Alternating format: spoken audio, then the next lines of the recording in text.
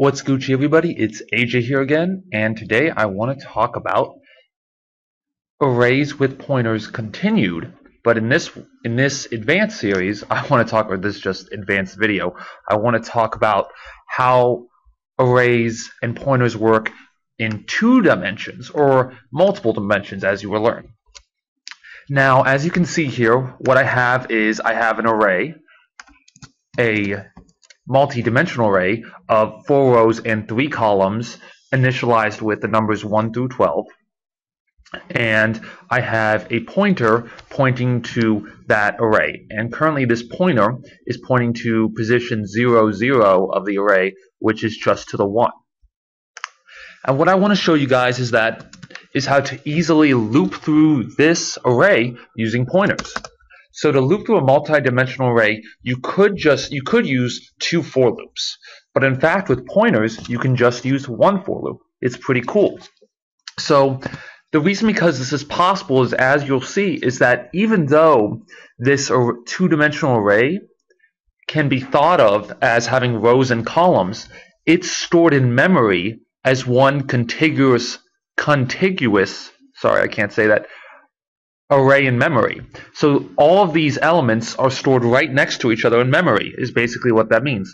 And using that pointer arithmetic I showed you, where I increment and decrement the pointer, I can still treat the array like I'm incrementing and decrementing it like a regular 1-dimensional array. So let me show you. There's just one caveat. So I'm going to make a for loop, and I'm going to put a colon because I don't need to initialize anything, and I just want to set the condition. And I'm going to say, as long as APTR is less than array plus 4. And the reason because I say this array plus 4, and you may say, hey, why is it not array plus 12, is because I want to make sure that the address of array pointer is less than the position of the array plus the number of rows, or the first initializer, the first bracket initializer in the array, because the pointer is pointing to the first element, and you need to increment it, the first element, even if you were able to flatten your multi-dimensional array in some way. So what this means is that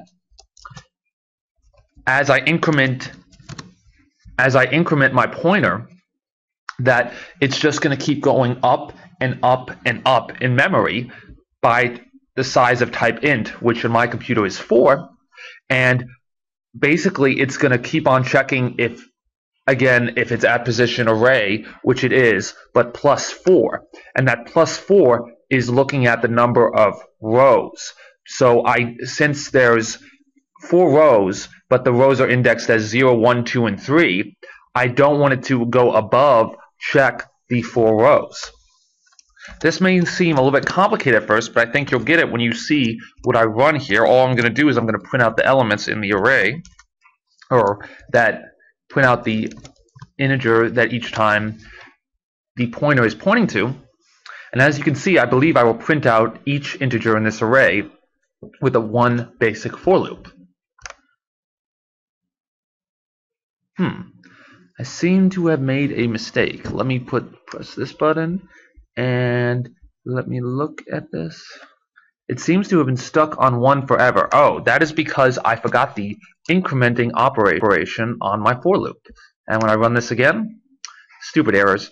Yes, okay, I get 1 through 12. Sorry for the stupid error. Maybe I should cut this video out. But anyway, I don't think I will. Anyway, just to reiterate what I talked about, as you can see, this printed out everything in my multi-dimensional array, and I didn't even need another for loop. And that is because pointers are referenced to the number of rows, or the first initializer in the array. So when you set your for loop, you want your pointer to look at the array destination, which you assign it to, plus the number of rows. If you want to think of it that way. So that is very important. You don't want to do it by, say, 12, which would be the number of elements, or 3, which would be the number of columns, or any of the other initializers. Let's say you had a three-dimensional array, and that would be width.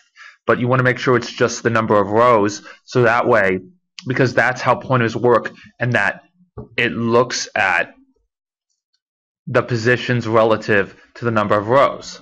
So make sure you guys play around with this, and I hope you guys understand that this is a very easy way to loop through an array in C. I hope you guys have a great day.